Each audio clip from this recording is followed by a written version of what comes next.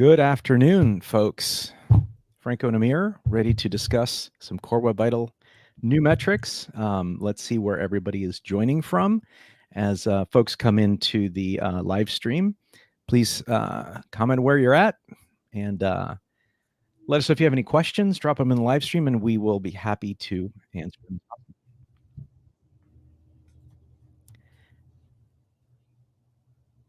Bonsoir. Good advisor. I suppose that's some French-speaking country. William, welcome. See who else is joining us here. It's Franco and Amir. Ready to discuss some Core Web Vitals today. Very exciting topic.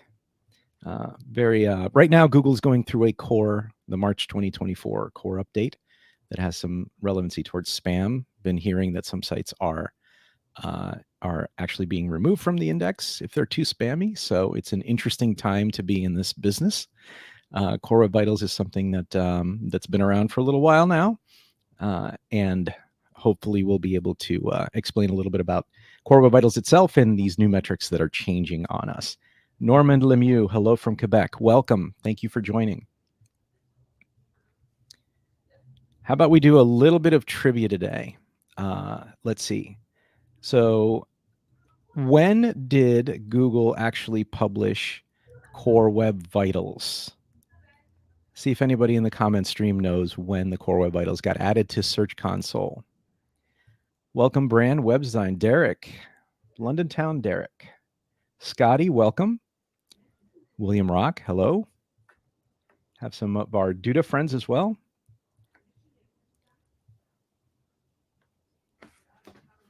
$20.20. All right, William got it. Christine, welcome. So sorry, guys. Of course, the minute we're supposed to go on air, my whole computer locks up.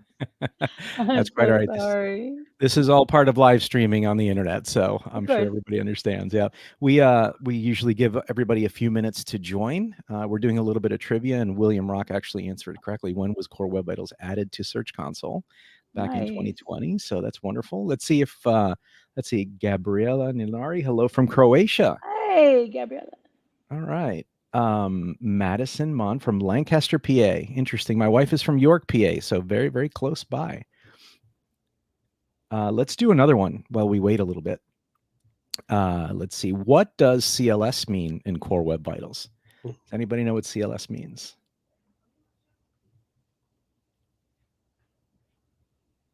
Wish I had the little Jeopardy dinging music I can put in the background. There you go. Can I participate? No, I'm kidding.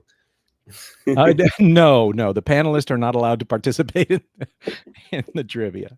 Cumulative layout shift. William again. All right, fantastic. One more and you'll have a bingo here. Adam, welcome. Thank you so much for joining us. All right, Core Web by cumulative layout shift. Excellent. All right, we'll do one more. What does LCP mean in relation to Core Web Vitals? LCP.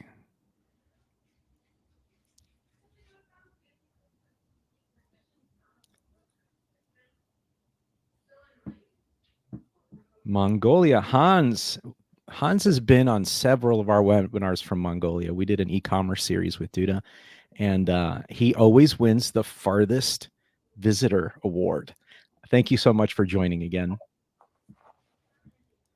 One day we're going to have to do this from Mongolia, get some horses and all that traditional stuff. LCP measures how long it takes from the largest piece of content to load and become visible on a user screen. William, that's it. That's a trifecta. We're done with trivia. Thank you so much, everybody, for joining. And we're going to have to figure out what the consolation prize is for William, other than the public knowing who you are and how smart you are. All right, welcome, everybody. We'll go ahead and get started with today's topic, the shift from FID to INP, mastering the new Core Web Vitals metric.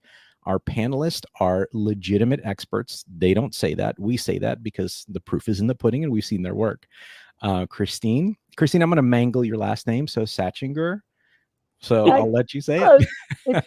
It's a Schackinger, but and my German friend always tells me I say it wrong, so it's Oh, there you go. Schackinger. Sakina, very good. I won't even try that. All right. Why don't you tell us a little bit about yourself and what you do? I have, well, I got a degree in sociology and art, so I was a barista for a year, and then someone said, "Hey, uh, we can teach you code if you know how to design." So I was a front end dev and designer for years, and then I wanted to add some of my skill sets. I got into SEO around 2005, and then converted totally over to it when I went out on my own a couple years after I went out on my own. So I've been doing primarily SEO since about 2009, 2010, as my primary job, not my secondary. And I specialize in site auditing, site recoveries, understanding Google's algorithms, and then, of course, regular SEO day to day stuff. So, and I will apologize ahead of time. I have a very persistent cat, and he has decided he needs to be here, and I keep trying to push him off. So if he shows up, that will be why. So I We're, apologize. we are honored to have you, and I want to let everybody know that Christine and I have worked together lightly in the past, but she is an industry heavyweight. I can say that Oh, because I thanks. know your work, Christine. So we're honored to have you on this panel today. Thank And we you. love cats too. SEO for Paws. We are very cat and dog friendly on these webinars. So, Amir, let's introduce our next panelist. Please tell us a little bit about yourself and your background. Yeah, hey everyone, I'm Amir Glad. I'm one of the two co-founders of Duda and the CTO of the company. Basically managing our engineering team and product team. So all the good things and bad things that you like about or don't like about Duda, you can blame me for that.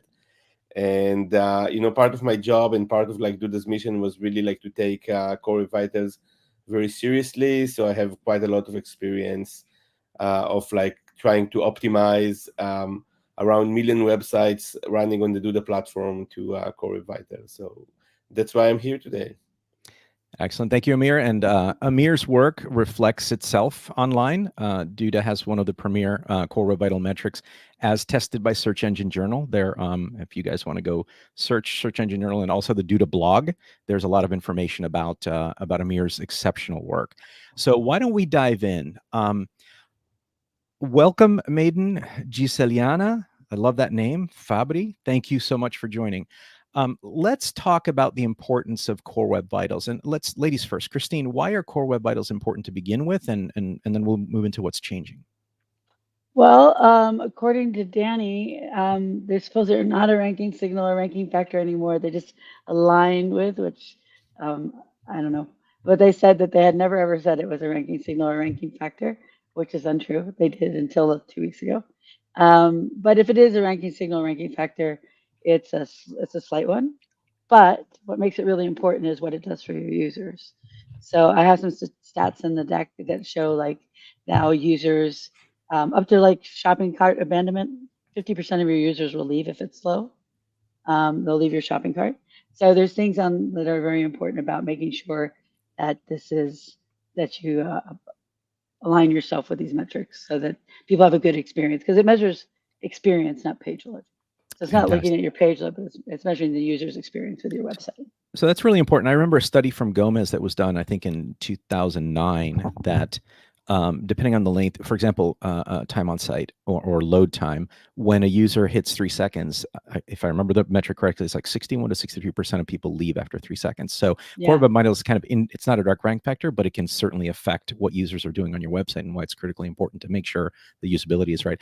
I hear that we do have a presentation here somewhere. So let's go ahead and put that up on the screen. Let me see if I can share that. I was going to just do a screen share so Perfect. the audience knows we're having all the technical issues all at once today. I'm trying to load load it and it's not loading. It won't let me load anything. So I'm going to go ahead and put a screen share up here in just a second. Perfect. Yeah. All right. And William tells us happy users equals conversion. Speed is very important if you want someone to buy something from you.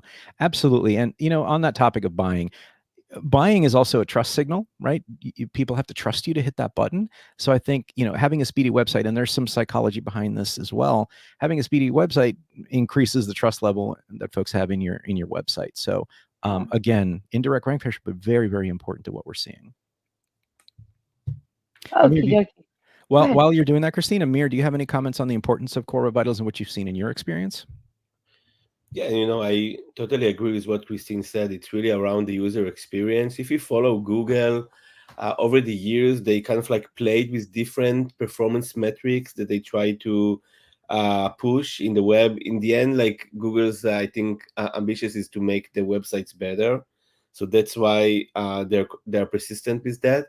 And what I like about Core Vitals, it's the fact that it try to covers the entire user experience, not just the load time, which is obviously like very important and is one of the three metrics in Core Vitals, but also like the interaction and the visual stability of the website, which are two very important things for getting like good experience when you are like using a website. So they they kind of like shift from just like performance to the whole user experience, and we'll talk about it, but now the move to INP is another step towards that goal of really measuring user experience of a website. Excellent. Excellent. Thank you so much for that. So let me ask one more question. Thank you for the presentation. That looks amazing. Oh my gosh, look at that. That's a professional photo job there. Christine, why don't we jump in? Go ahead and we'll let you continue with your conversation.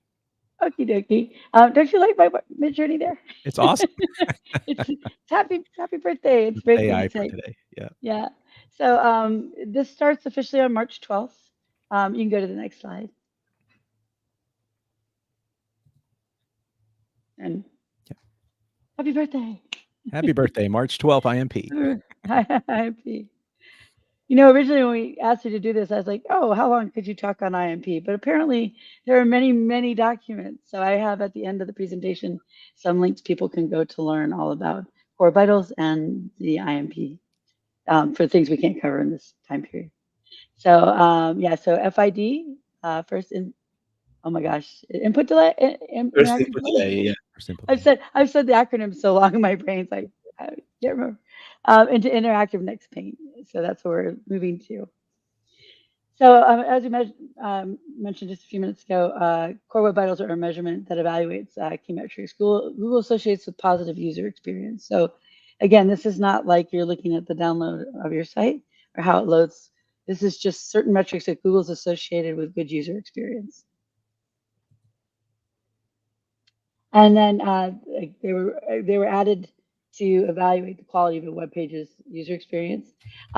So originally there was page speed, and that did measure things like how fast your site downloaded, your time to first byte. Those things are not in Core Web Vitals. So like time to first byte is an important metric, but it's not measured in the CWV. So they only use these three metrics, and these three metrics, which we'll see in just a second, are the ones that we'll be using. So these are the ones that we currently have that will, and the FID one will be replaced on the 12th. So we have the largest contentful paint, first input delay, and cumulative layout shift. I think you could kind of cover those in your trivia, Franco, pretty much, right? So I don't really have to explain a whole lot there. But the LCP and the CLS will be still around, so they're not going anywhere. But the FID is the one that will be replaced, and we'll explain why in just a minute. A quick question. Are you going to explain FID and kind of what it does briefly? Mm-hmm. Okay, Yeah. perfect. So I've already said the core vitals are not the full measure of how a page loads, and it's about user experience, user's perception of your user experience. So that's what Google's looking at. And so what they do is they're meant to measure these user interactions, and these are the questions Google uses to decide like what they want to put into these metrics. And is it happening? Is it useful? Is it usable? And is it delightful? I think it's kind of interesting question that they ask themselves. So basically, when you go to a website and there's a whole bunch of ads and they slow down the load and they take a while for the page and then they fly in and on, that would violate all of these, right? So right. Makes sense. yeah, so they're looking for a smooth experience. So when you measure these metrics, there's something called crux rum data, and then there's lab data, and we're going to go over that real quick. So RUM data is real-time user monitoring. These are real users that are using your website based on their connection speeds and their devices. So these are all displayed in the Crux report. I'm sure you've seen all these: Google Search Console, Lighthouse, PageSpeed Insights. So what it does is it drops your slowest and fastest users when it does the report, and it does about a 75% sample. And that sample is based on their connectivity their devices. So let's say we were going into the pandemic and the lockdown, and people moved from the very fast office speeds to their slower home speeds. You might see a huge change in your report. It makes it look like your site got really slow, but it's not that your site got really slow. It's that Google is getting different user data, so live user data. But the lab data is different. So, oh, I'm sorry, I had a thing in here about it's hard when you're not. No, you can go for it. Keep going? It's just Okay. hard. It's just hard when you're not controlling it, and you're like, wait, oh yeah, I already kind of said this. Just let me But know.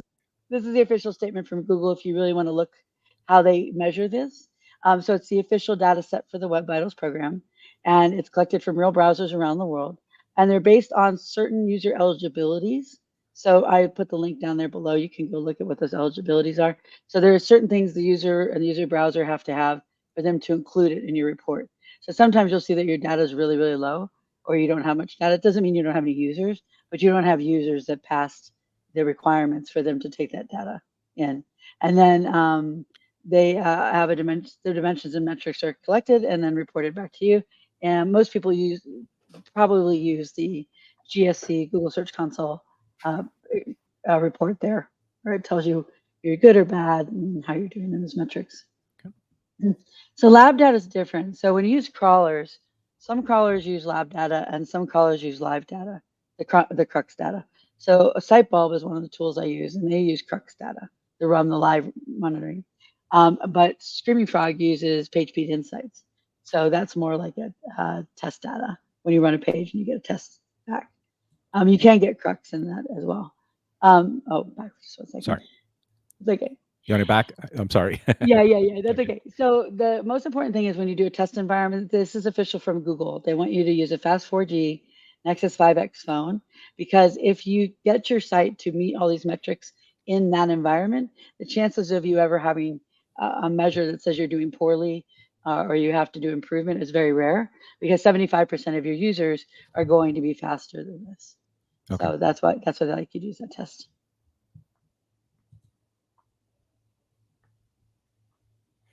You go. Okay. Yeah.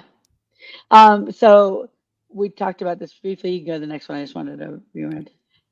So we just talked about this briefly in the beginning, but Danny Sullivan came out with Barry Schwartz in Search Engine Roundtable like 2 weeks ago and said that they never had it. It was never a ranking factor. But there's all sorts of documentation that says it was a ranking factor and ranking signal. So now they're changing the words to aligns with what they want to see for good user experience. But these are very definite metrics. So it's not really aligning with, you have to meet the metrics to pass. There's also potentially, Google says there's no devaluation factor, but I've had a site and I've asked other SEOs who are technical SEOs. I went into the Core Web Vitals when they were rolled out with 100% for one site on everything, because we've been working on page speed for a year. And then like they got the 6 months later, they added like 14 ads per page. And within 24 hours, their metrics for CWVs went down 30%, and then their traffic went down 30%. So keep an eye on if you suddenly see a decrease, a decent like 20, 30, 40% decrease overnight in your CWVs, that you might also see that reflected in your traffic. That's a very interesting point. That ads would do that. Yep. Yeah. So why do you do it? And we talked just a minute ago about kind of like this, but you want users to stay on your site stickiness. You want them to return to your site, and you want them to convert on your site. And everything that slows down the user experience, causes friction, makes the user have a poorer experience, affects these metrics. So as we said, in a shopping cart, you'll lose 50% of your users. You were saying if it's over 3 seconds, it's a loss of, what is it, 60%? 60-ish%, yeah. Yeah, and those users don't come back. So when a user leaves your site because they're frustrated with the slowness of your site, they tend, like 90% of the users will not return. So you want to make sure that you follow these for that reason, if nothing else. And this was some of the stats I was telling you about. So 53% of online shoppers expect a site page to load in 3 seconds or less. 20% say that's their major dissatisfaction online. Half customers will abandon the shopping cart. And you actually get a negative impression from your customer if your site is slow. And a lot of times that's things like massive ads, or you use images. I had a site right now. Their heaviest image is 111 megabytes. Sorry. That's usually the number one issue with a website, right? When It you look at is. technical images, everybody, your images are way too big. Just go optimize. Yes. Yeah, But I you don't know care what? what platform you're using. Yeah, it's like the fastest way to improve everything is to like get your images sized right and then compressed right. Yeah, Absolutely. just say that Duda is doing it automatically for any uploaded image. So Yeah, Excellent. if you use WordPress, there are plugins that do this for you. Imagify and Smush are the two best on that. Yep. Fantastic. All right. What So, is this INP metric? so it's interaction to next paint, which sounds so simple, but there's so much documentation on it, so it's not all that simple. But we're going to try to go through at least the basics of it right now. Okay. So why did they remove the FID metric? So and you get this page. So this is straight from Google. I didn't want to leave anything out. So the FID and the INP are not that different in theory. Basically, they measure the interaction with the page and then the time the browser processes and gets back to you.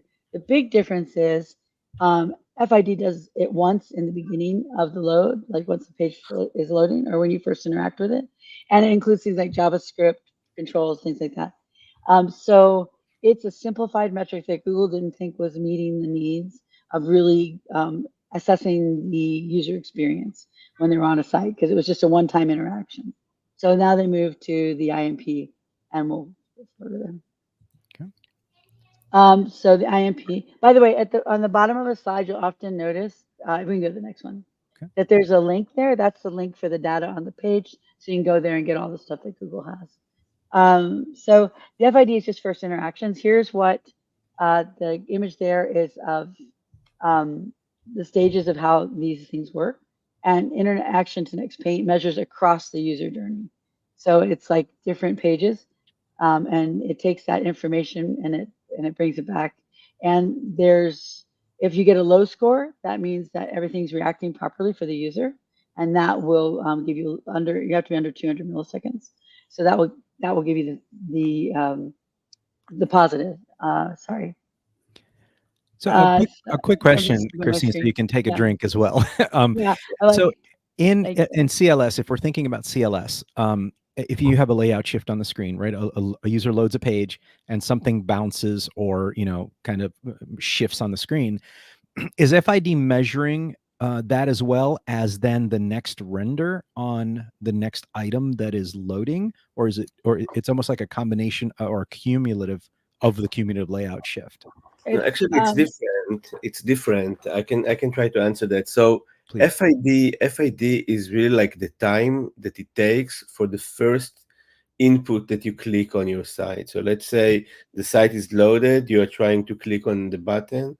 FID was measuring how much time it took before the button starts to respond. That's FID. And then what they did with INP, they said, okay, it's not just going to be like the first click on a button. We're going to measure all the interactions, all the clicks on all the buttons, all the menu opening, everything that the user is interacting.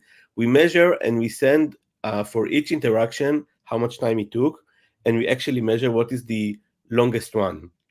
So let's say that you have like 20 interactions on your page. Let's say that 19 of them will be 50 milliseconds, but one interaction will be a full second. Then your INP will become 1 second, which doesn't pass. You need to have the longest one below 200 milliseconds.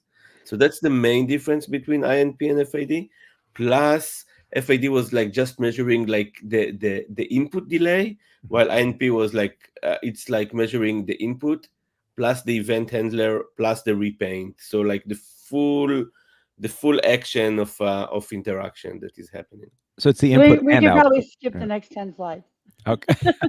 It's a fascinating, it's fascinating thing, because when you think about it though, Christine, right, is when you try to measure something that a human is doing in milliseconds, right? It's really difficult. So you can kind of understand where they came up with the FID metric and then say, okay, well, we need a better aggregate of this data, because that does represent our user journeys as human beings on a website a little bit better. So it's almost like, if I understand Amir correctly, it's the input. So I clicked and then the server had to respond in a certain amount of time. And then also And then the server response on the JavaScript or whatever is rendering that particular Actually, element. INP doesn't use JavaScript. Okay. FID does JavaScript. Excellent. Yeah. Okay. So it measures the interaction, and that graphic on the previous page shows you basically what Amir was talking about. And then this is what they call an interaction. Did we skip a page, or is this? Let's go back one page. Okay, go for it. Yeah, go for it. Okay. So this is basically what an interaction looks like, what you were just saying.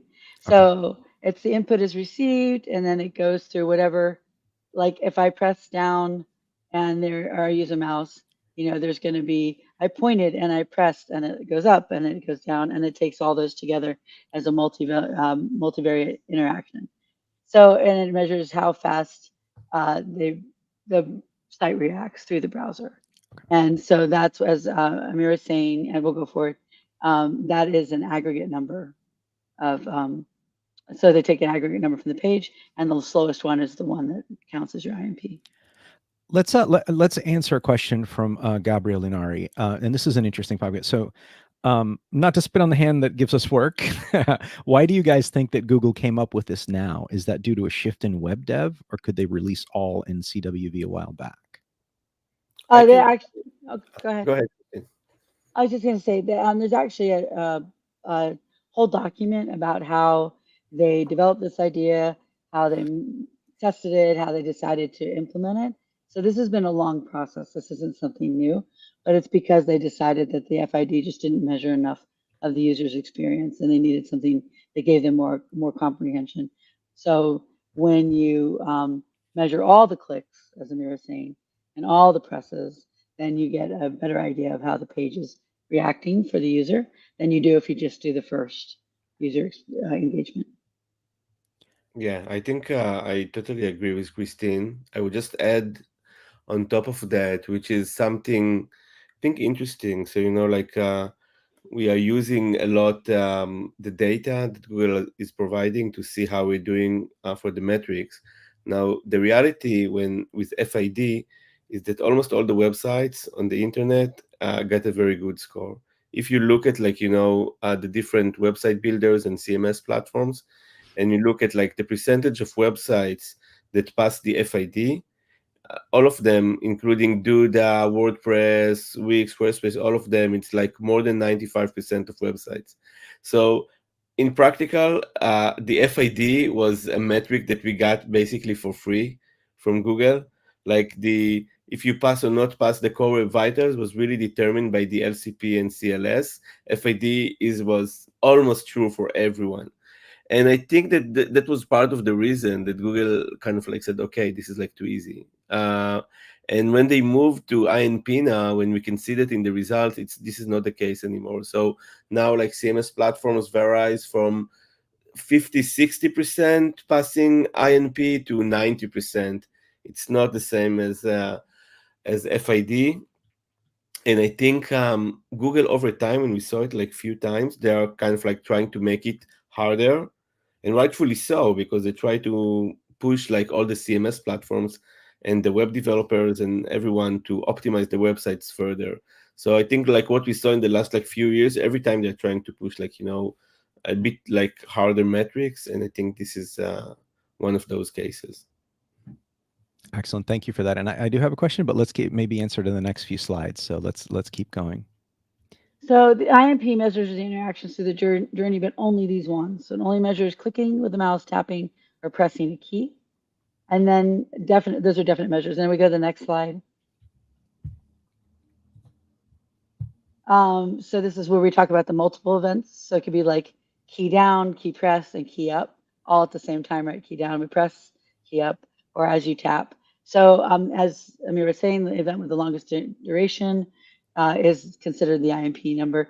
Does not apply to JavaScript, does apply to iframes. So here's where that question that I was going to ask comes in. So what is the benchmark for the latency? And I think somebody said 1 second before, but where do we hit a needs work or poor score on INP? There's a graphic in here, but Perfect. It's 200 milliseconds. 200 milliseconds. Very good. Okay. Yeah. And very interesting. In your slide, you also have this also applies to iframes. And is that in the embedded iframe content? Yeah. Yeah, so Wow. they also use it in iframes, which is rare because usually Google just ignores Right. the iframe, just uses the link. But now you can flatten the iframe into the page, the DOM. So they can use it as part of the page. So they're incorporating that into the INP. It's fascinating. Yeah.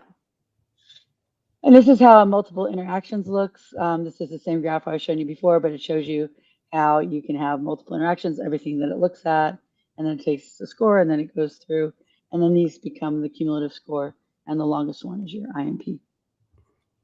So obviously this is, we are 31 minutes into the webinar and there is a lot of really good data in here. I mean, this will take a few days to kind of absorb and understand your slides and actually go through each component here. So thank you for doing that, Christine. It is, it's going to be critical for everyone's website.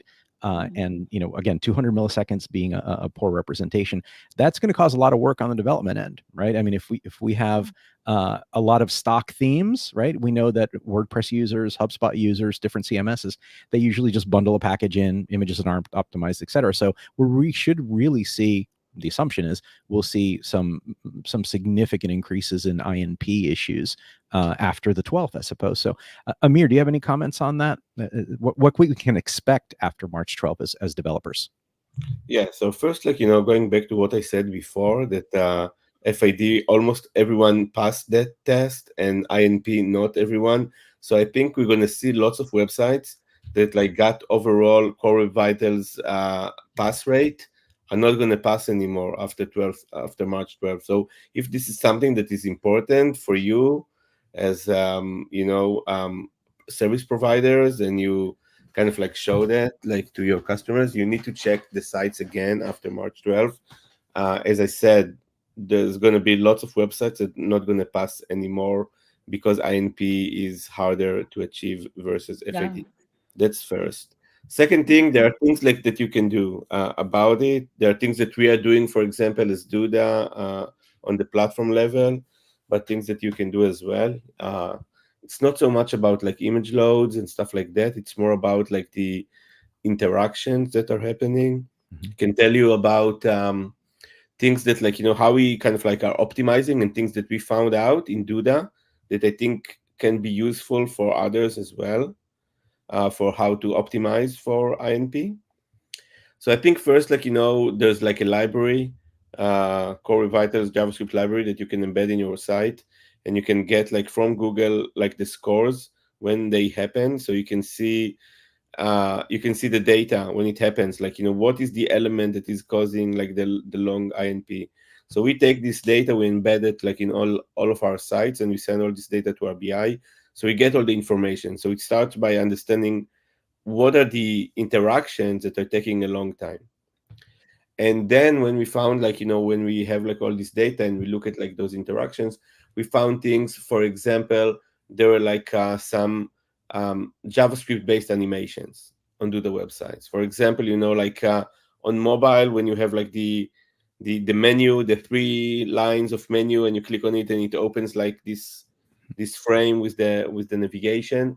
So it used to be opened by JavaScript, and that's like takes like, more interaction, takes longer than just doing it with native CSS. So for example, in moving to native CSS, that helped us like, to improve INP. So anything that you can do with native CSS versus JavaScript will help like this metric. That's one thing that could optimize. That's exceptional. There's a lot to unpack in that, so I'll definitely be rewatching that. So your comments are very heavy, meaning there's a lot to unpack. Jeannie Hill says INP assesses responsiveness using data from the event timing API. I have a question about this. So if we're in front of, collectively, we have a very technical audience here, by the way, so thanks everybody for joining. But if you are collectively discussing INP and what this means to a customer, right, as in, let's say, as an agency owner, et cetera, things like well, not necessarily sliders because you're not interacting with them, but accordions, for example, the way that you implement Yes. accordion, that could certainly affect INP, right? I have a image of Oh, that. okay. All right, so I'm getting ahead of ourselves here. All right. Christine, please go ahead. So the INP is not calculated until the user leaves the page. And again, the single representative value is the one that took the longest. And that's considered the responsiveness of the page for the user. And low INP is the lower the better. it meant that the page was responsive. Here's a graph I was telling you about the INP. So the good is 200 milliseconds, the needs improvement 200 to 500, and then of course the red, the poor, is over 500. So if you break that down into seconds, that's 1/5 of a second, and then 1/5 to 1/2, and then 1/2 second over that is too long. Wow. So Mark Ison, very related on topic. So Mark asked, did I miss this? How can we check INP for a site in Google Analytics, or what tools? So INP will be publishing on March 12th within within Search Console. And it's already there, actually. They started reporting beta? on a while ago so that you could get ahead of it. So so you can go into your Search Console and find it in there now. Excellent. Thank you for the question, Mark. So hovering and scrolling does not factor into INP, although scrolling with a keyboard. So if you have people who are using accessibility, or like me, I don't have a mouse, so sometimes I use the keyboard to navigate the page. Those can be factored in. They're not necessarily always factored in, but they can be. So they can be part of the process. So basically manual scrolling with the up and down keys. Yeah. Okay. Yeah. And there are pages that might not have an INP value whatsoever. And that would be pages that no one interacted with, that they interacted with but used gestures like scrolling or hovering, and then, or is accessed by a bot. So you're not getting bot traffic in your report. Okay. And this is the animation I was telling you about. I don't know why it's not playing. It should be. It's a GIF. So maybe if you click on it, see if it's maybe a platform. Yeah, not sure that'll work. Go back, maybe just click on it, because I think it has a pause in there. I think this is a PDF, so I don't think we're going to get a use motion. the PDF. Yeah. Oh, okay. So what it shows you is on the one on the left, when you try to click on it, it kind of comes down, doesn't come down. It's hard to the user to get it to actually show, where the one on the right immediately shows. So that would show you that there was a delay in the user getting the experience they expected. And the one on the right's like it's instantaneous. You click it, it opens, and it's done. So Amir, so thank you for that. And that's again, I was getting ahead of some, and I promised I didn't look at your presentation beforehand. Sliders or accordions are always, something that we regularly talk to clients about. Amir, how would you implement an accordion with a best practice to get a good INP measure if you were doing this today? Yeah, so you just kind of try to use like native CSS animations, and let the browser use the built-in animation functions to expand the accordion, versus trying to do it with JavaScript. Like if you'll use just native CSS, that will definitely be below 200 milliseconds of interaction. Fantastic point. So point well taken as well. Yeah, Christine, please. Oh, just to say for SEO though, importance, anything you put behind an accordion or any sort of collapsible element, Google doesn't see as important or as important as your other content. So they may or may not index what is behind it. So be very careful about how you use those. Which is fascinating as well, because e-commerce sites, right, and product detail pages when you try to rank them. So great point. And Google is supposed to fix that for mobile, but as of this year, they still have. We're not holding our breath. No, we went mobile first, in 2018? Right, Mobile-geddon, as Kenneth said before, as William said for us. Yeah. So the internet to next pane is well, it's not pending. I'm sorry, I forgot to take that out. I was getting information from their page, but it just measures the overall responsiveness to user interactions. It observes the latency between the interaction and what you expect to get back, and then it occurs through the lifespan of the user's visit. So you visit 20 pages, 30 pages, 1 page. That all sorts of comes together to create your INP, and it must have, again, 200 milliseconds or less, and it's 75% of the page loads. So if you're doing your own, which I have the links at the end, we'll show you how to do your own for your own site. So Amir was talking about what they do. Then they want you to make sure you get 75% of your loads between mobile and desktop. And we have a good question on your last point that you made. Jeannie Hill also asked, Amir, have you tried embedding that on site without slowing the site? The excuse me, the testing programs. The Core Vital JavaScript library. Yeah, we embedded that library. It's a really lightweight library. It doesn't slow down the site at all. We embedded it for all million Duda websites, and it didn't cause any performance degradation. So you can feel free to use it. Thank you very much for that answer. I'm sure that will be very useful for a lot of the audience. Gabriel, thank you for joining. Enjoy your dinner. Fantastic. So let's move right along into how to fix an INP issue. Okay, so these are going to be fairly just high level because there's literally about 20 documents on how to fix these issues because it involves every interaction, right? That with when you click or tap. So, so basically, you want to first you want to identify the cause of it. Then you want to locate your slow interactions using either the RUM or the crux. The RUM is always the better model because the crux is a test in the lab and the RUM is the real user data. You want to make sure you test for slow interactions. Again, that can be done in the lab to help you find them because then you're getting a consistent data point all the time. And then you want to optimize these. And like I said, this is very high level because when you get into each one of these, there is a 1, 2, 3 documents that Google has with so much detail and information. So it's just better probably for you to go read it than me to try to summarize that in 10 minutes. So Right. yeah. And I want to address this. We had in a previous slide we mentioned it's both for desktop and mobile. Amir, do you see? Are we going to be able to separate the mobile IMP versus the desktop IMP? We're going to solve it the same way, right? But I mean, you could have different viewports, right, and responsive media queries for mobile. So you may have a component that is an IMP problem for mobile and not desktop, right? As far as I remember, INP Google is using it only for mobile. That's what I think I know. Maybe I'm mistaken, but this is what I remember. That just mobile is the relevant one.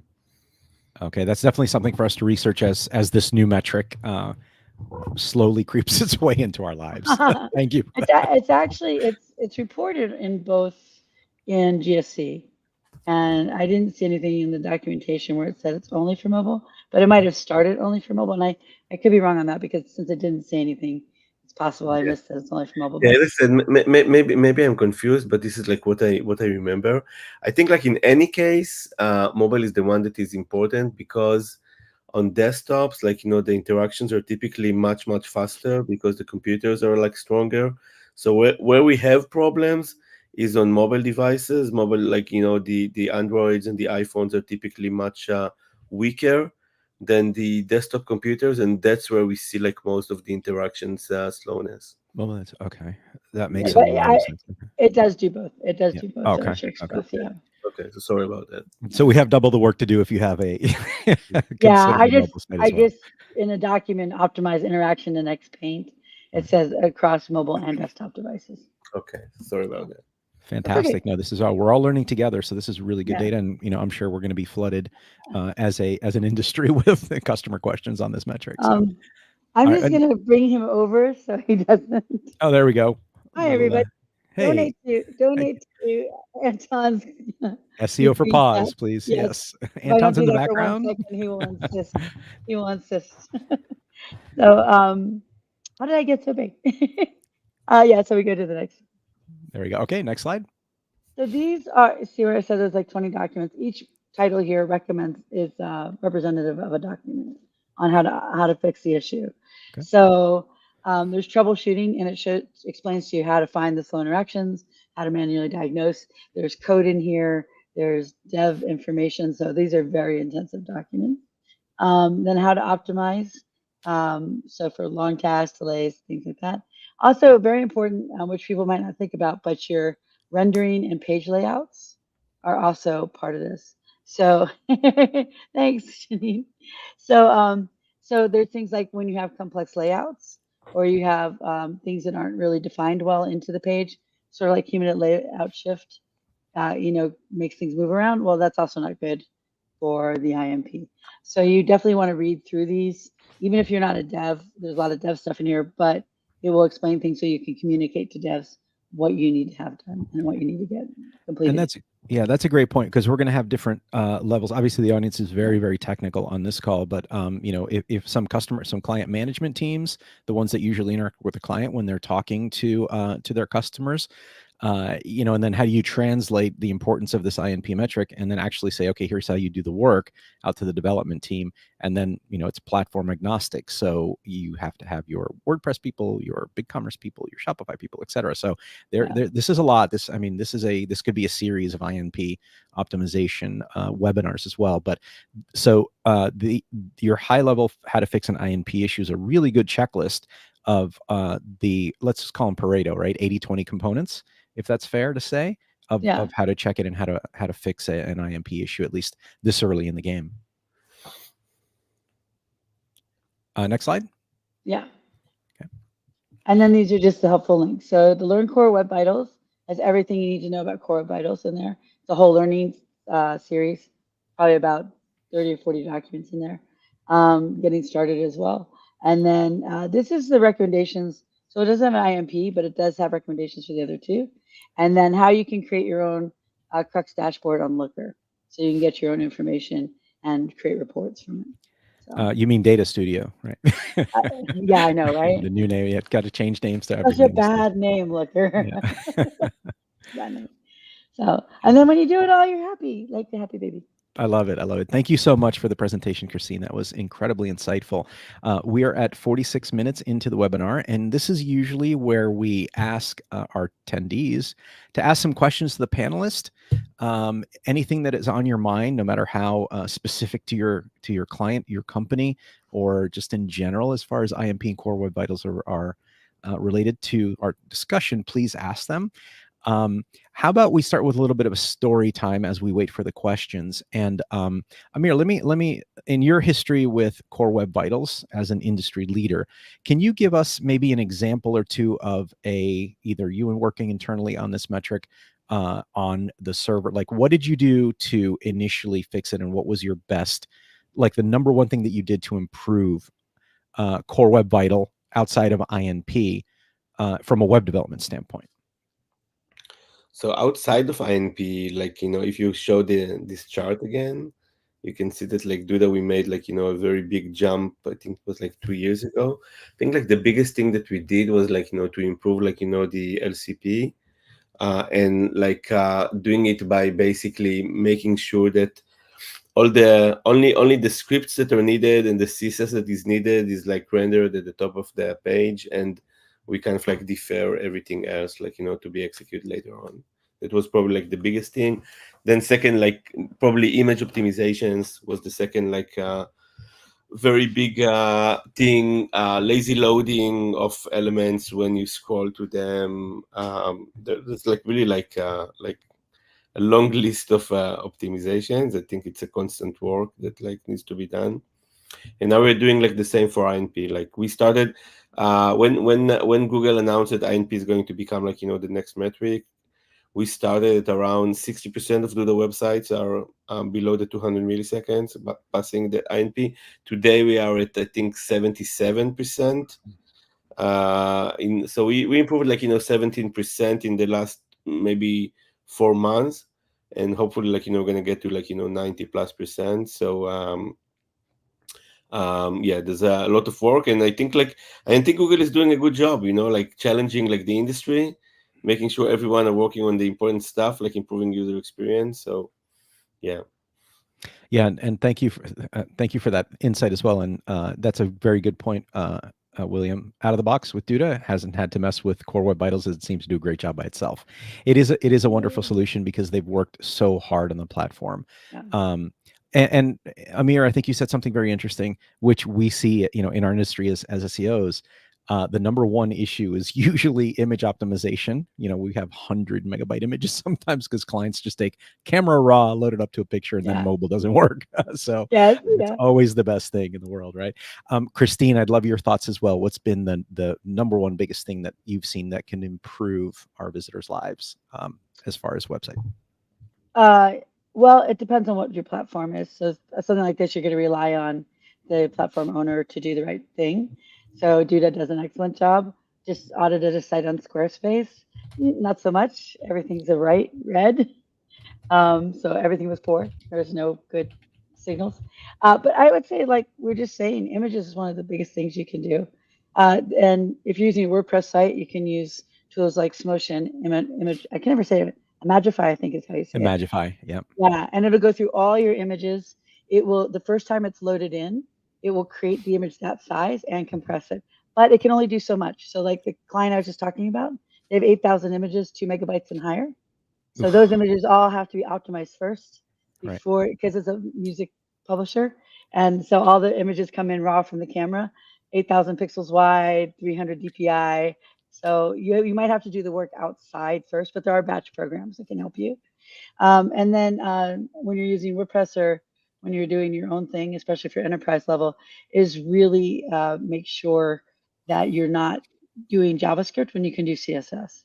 Because CSS is so much faster, and there's so many things you don't need to use JavaScript for anymore that sites still use JavaScript for because the CSS can take care of it. And so that will keep your times much better because you're not, it's not delayed based on what's going on there. And then also go through and go through your site with your keyboard and make sure that everything or your on your mobile and make sure it reacts well just when you use it, so you can notice things that maybe you're not picking up on a crawl. But there's crawlers now that check for all of this, so they will tell you which pages have poor INP, like site pop and screen. You do that. Yeah, and to add to your point, what's really humbling is when you ask your users to actually go through your website and give you feedback because we're too close to them, right? Where our brains are inside the website, and all of a sudden you're just like, oh, this is jumping off the screen, or this image took 4 seconds to load, right? So I think our visitors are also having some of the same issues. William asked a great question. How can a small business take advantage of Core Web Vitals without a dev team? I think we answered that in part of the image optimization tools like Imagify that will resize as well as optimize. Dependent, and you can go lossy. You have to be careful with all these tools, and that's kind of the danger of using them. But that's a great point. And Mark also says Imagify is awesome for WP. Agrees with us there. And then Alessia, welcome, dear friend to our webinars here. Some CDN developers do love images. So that's a very good point too, because you can use Cloudflare, for example, right? Cloudinary, there's a handful of CDNs that can do a lot of the heavy lifting for you in batch terms. Amir, do you know any tools that you can batch optimize images that you would recommend? You can use one of the kind of like CMS, like Duda, like Wix, like Squarespace. We're doing all the work for you on that front. We are using CDN. We are automatically resizing the image according to the layout of your website. We render the images only when the user is scrolling to them and so on. And it's not just us, like the others. So I think that's kind of like answering how do you build a good website with good core vitals without a dev team. Use one of the CMS that are taking care of all the hard work for you. And don't try to do it yourself because it's a lot of work. And the other thing that I think there was another question here that I saw that if the CMS are doing it for you, do you need to do anything? So I think you need to be careful with your custom code. And we know that from experience in Duda, the number one reason to break core vitals is custom code, custom libraries that you embed. I do understand that people need that because the built-in CMS functions are not covering everything, but this is typically where problems begin. So try to use good libraries that get good reviews, that are optimized for performance. That's the number one thing that you should care about if you're using a CMS like Duda. I think libraries. Sorry. Go ahead, Christine. No, please. I was just going to interject a little thing. If you're using WordPress or you're doing off these systems like Duda and Squarespace, some people add gzip compression to make it faster. Google does not use the gzip compression. It only uses the uncompressed site. So when you do a test and you see that your page is like 21 megabytes uncompressed, but 2 megabytes compressed, Google's getting 21 megabytes. Very important. And I think what I was just going to say is libraries are also synonymous with like plugins, because plugins bring a lot of custom code and third-party API connections. And so keep those fast and light. We're talking WordPress specifically, but the done-for-you platforms like a Duda or Wix, Squarespace, they have teams, HubSpot as well, right? They are very, very good technical server admin teams, which can certainly help offload all of that development processing to you guys. Wonderful questions from the team. We have about 6 minutes left. Would love to hear from our audience. What questions, what's concerning you? What kind of coffee you drinking this morning? What kind of favorite pets you have? There you go.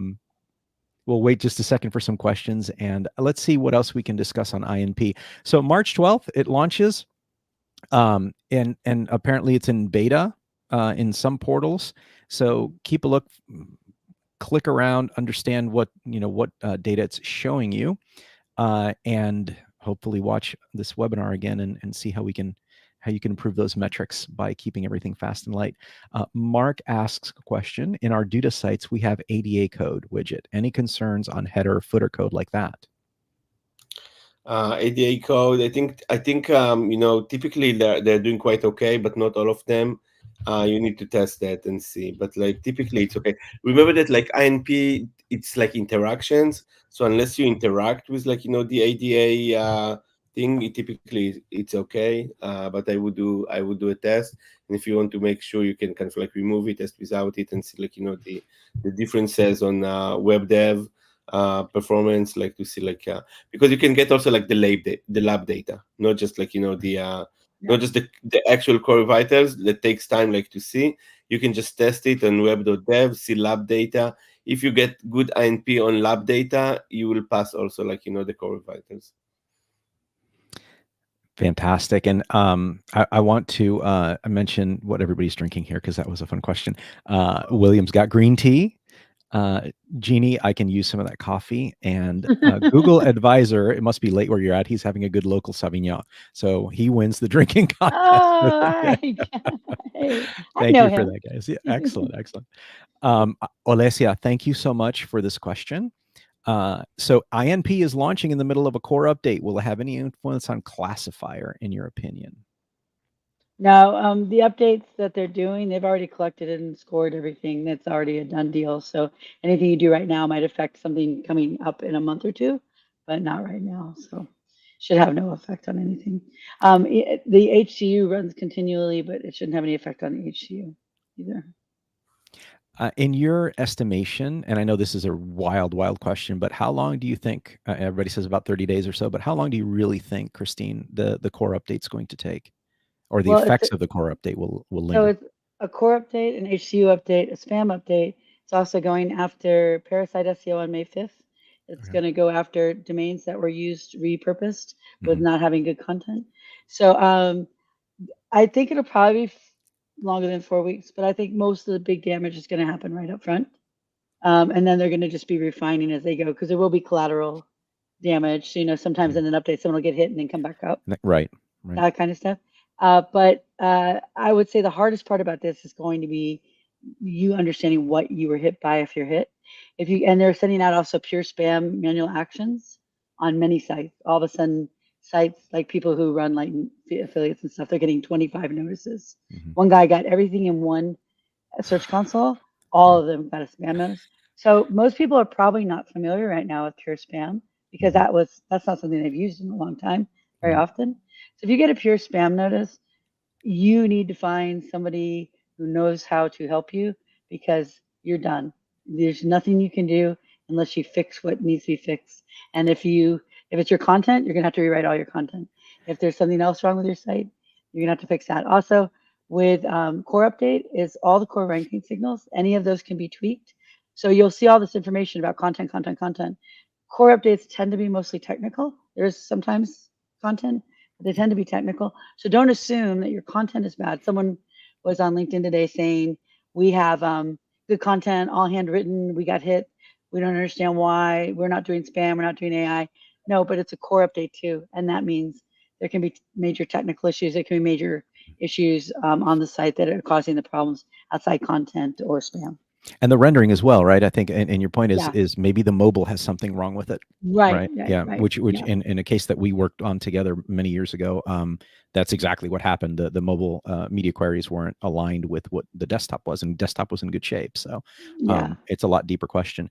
Mark asks, it is when you are, or comments, it is when you are managing SEO for clients and they didn't provide budget for image optimizations.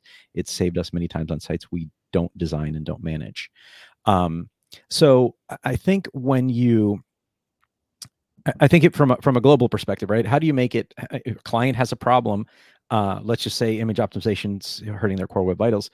There are a lot of tool. Cloudinary is one that I think of usually offhand that that can typically help. I think you can also batch process some things in Photoshop and those tools. So a little bit of research goes a long way when you do find that IMP or the other core web vital issue. Of how to solve it. But these aren't easy answers anytime, right? There's a lot of research involved. Yeah. Well, we are up against our time. I want to thank our panelists. Thank you guys so much for doing this. This is we could probably do a series of these. Yeah. Maybe there's one on image optimization since we talked about it so much as well. But thank you guys so much for providing your insights and expertise to our audience. And thanks everybody who joined us today. Thanks everyone. Yeah. Thank you. Bye-bye. And thanks, Franco, Everybody. for hosting today. You did a great job. Thank you. Thanks, Amir. Thank you. All right. Glad to be with you all.